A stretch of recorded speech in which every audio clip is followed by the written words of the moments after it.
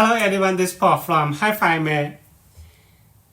This model is the touchpad for Mercedes-Benz C Class, GLC, and E Class.